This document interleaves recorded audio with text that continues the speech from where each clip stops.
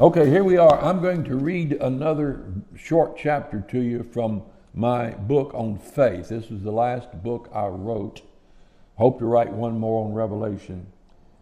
This book was written because 99% of the Christians in America today do not know what faith is.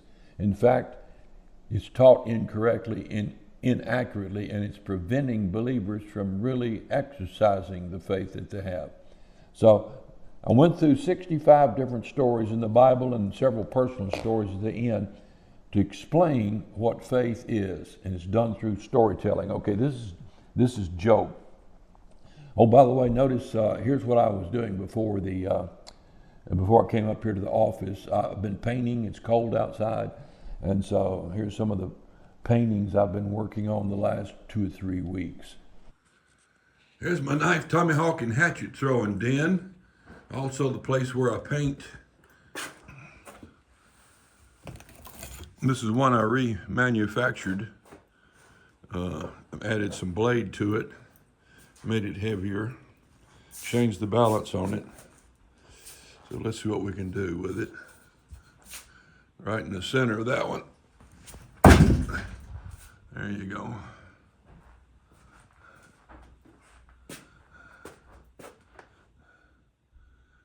Here's a painting I just finished last week.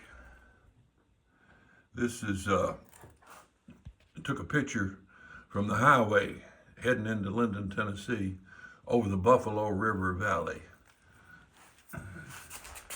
And then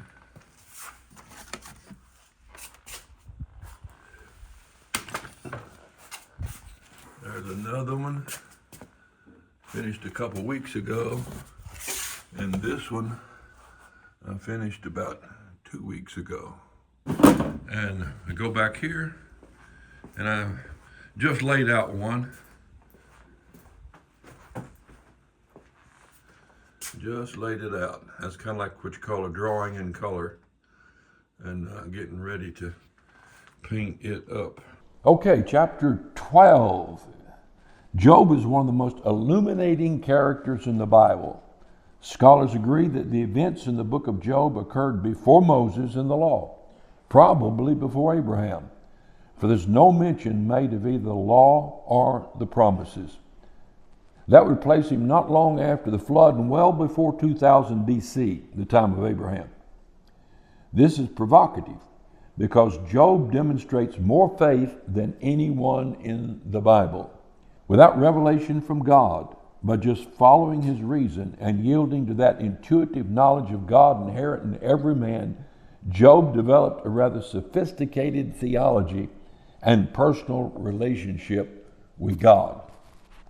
We're told right at the outset that Job was the, quote, greatest of all men of the East, and that he, quote, feared God and eschewed, that is, shunned evil. His life is an indictment on any who would plead ignorance due to a lack of scripture. Job was a wealthy man with a large family of 10 children and a number of grandchildren. The happy families were spread out over the landscape, all living within walking distance of each other. Job's very existence must have been an embarrassment and a threat to Satan's agenda. For to one of the scheduled councils in heaven, when the sons of God, angels, came to present themselves to his holiness, ruler of all kingdoms in the universe, except the one that had defaulted to the serpent, Satan also came to present himself to God on this most prestigious occasion. When the fallen cherub had opportunity to stand before his majesty, he didn't bow or worship. He stood and glared in defiance. God, ever the gentleman, in keeping with routine court protocol, said to his enemy, "Whence comest thou?" Satan answered that he'd been traveling throughout the earth, viewing conditions. And then God took a little dig at the devil. Quote, "Hast thou considered my servant Job, that there's none like him in the earth, a perfect and upright man, one that feareth God and escheweth evil?"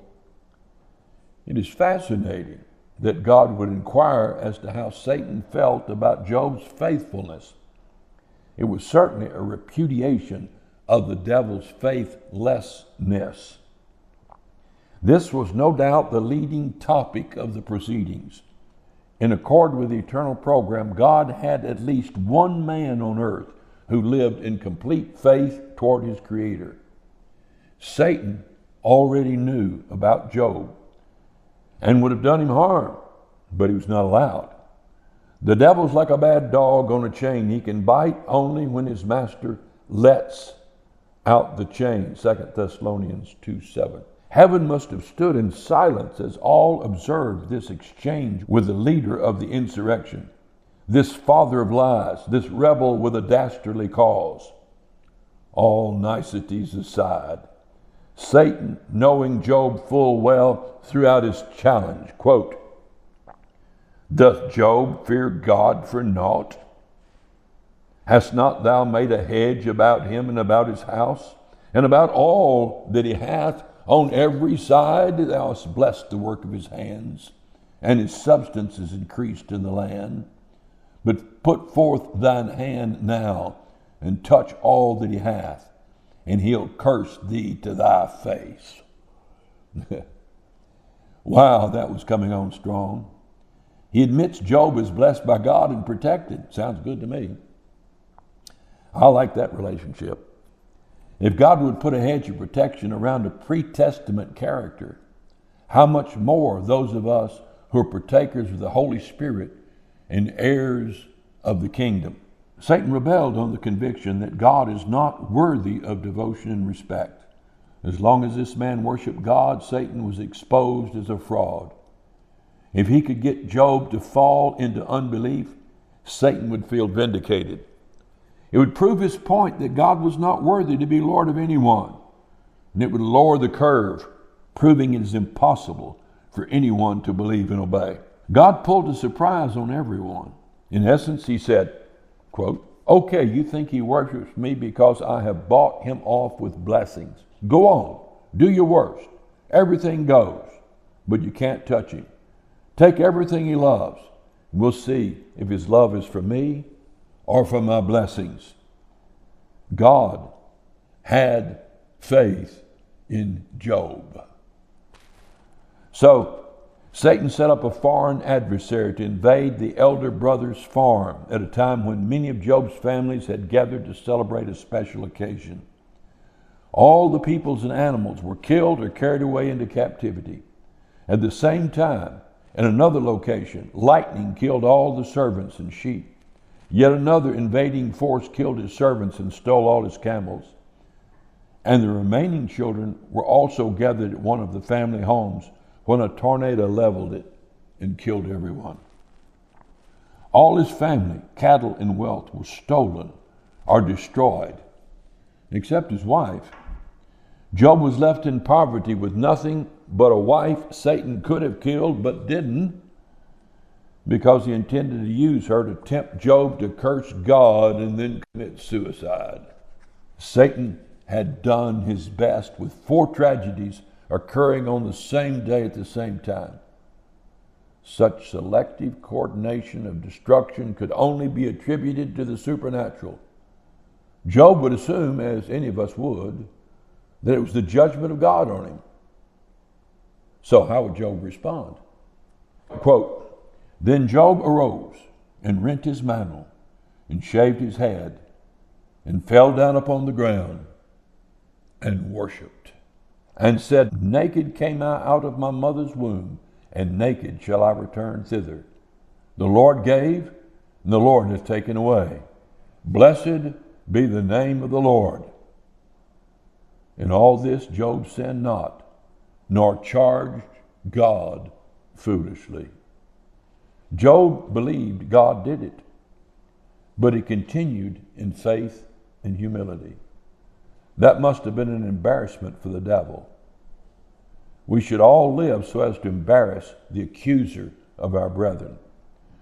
On a side note, the scriptures commended Job, saying, "Nor charged God foolishly." The opposite of faith is blaming God for the ills that befall us. When anyone questions God's governance, they're sharing Satan's perspective. the very opposite of faith. In the next assembly of heavenly beings, God again challenged Satan, quote, "And the Lord said unto Satan, Hast thou considered my servant Job, that there's none like him in the earth, a perfect and an upright man, one that feareth God and escheweth evil? And still he holdeth fast his integrity, although thou movest me against him to destroy him without cause." God must have been holding back a grin, thrilled that Job had kept faith. For Job's faith was vindicating to God, as is all true faith. Satan, disgruntled by his failure, in anger spat out, quote, "Skin for skin, yea, all that a man hath will he give for his life. Put forth thine hand now and touch his bone and his flesh, and he'll curse thee to thy face." Close quote. So Satan got a little emotional in his defeat. But this does reveal that Satan doesn't know the future. God wasted no time in responding with confidence, quote, "Behold, he's in thine hand, but save his life." God was risking his reputation in heaven and on earth on this one contest of faith. Think about it. God had faith in Job. God knew Job's heart, that he loved God more than all his possessions, his family, his wife, his health, and even his life, if it came to that. God had faith Job would overcome. Satan had faith Job would lose his faith. You preachers could get a good sermon out of that. Satan has faith that you guys will look at pornography. He has faith that you'll get angry and torment your wife and children. Satan has faith you'll give in to alcohol and drugs. You will fornicate, lie, cheat, deceive. Satan has faith that you'll be semi-successful hypocrite. Will you prove him right or wrong? Not wasting any time, went on. So Satan went forth from the presence of the Lord and smote Job with sore boils from the sole of his foot to his crown. And he took him a potsherd to scrape himself withal. He sat down among the ashes. Ashes contain lye and are disinfectant and keep away flies. Then said his wife unto him, "Dost thou still retain thine integrity? Curse God and die." It appears that his integrity had been a source of irritation to her long before these events. But he said unto her, "Thou speakest as one of the foolish women speaketh. What? Shall we receive good at the hand of God? And shall we not receive evil?" In all this did not Job sin with his lips. Job's response reveals that there are many professing Christians today who believe God but do not have faith in him. How many times have we heard Christians respond to a great personal loss with, "I can't understand why God would let this happen." When trying times come and people, quote, lose their faith, what they actually lose is just the pretense of faith, the comfort of a life without trials. This affliction went on for months, maybe years, but Job continued to maintain faith in God. God had faith in Job, and Job had faith in God. Job was of one accord with the Godhead and all the holy angels.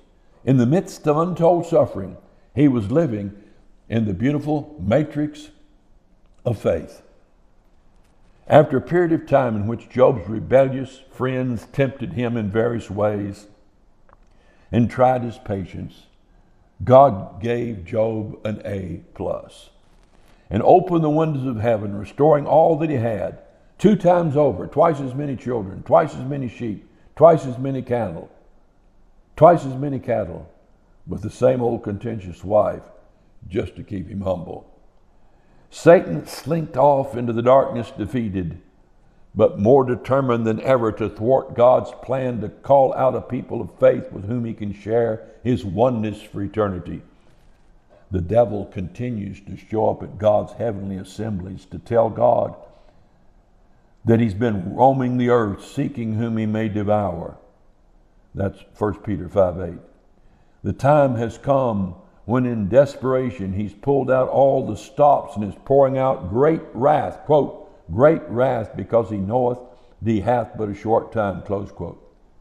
But rest assured, quote, this is the victory that overcometh the world, even our faith. 1 John 5:4. Quote, and they overcame him by the blood of the Lamb and by the word of their testimony, and they loved not their lives unto the death. That's decapitation after starvation. Revelation 6:9 and 12:11.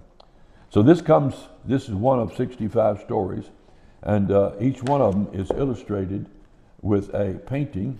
I will show you this one, if I can locate it. That picture of Job, isn't it horrible looking? And so you can get that book. I don't make a dime off you buying this book, not a dime, not in royalty, not in the sales of it or anything.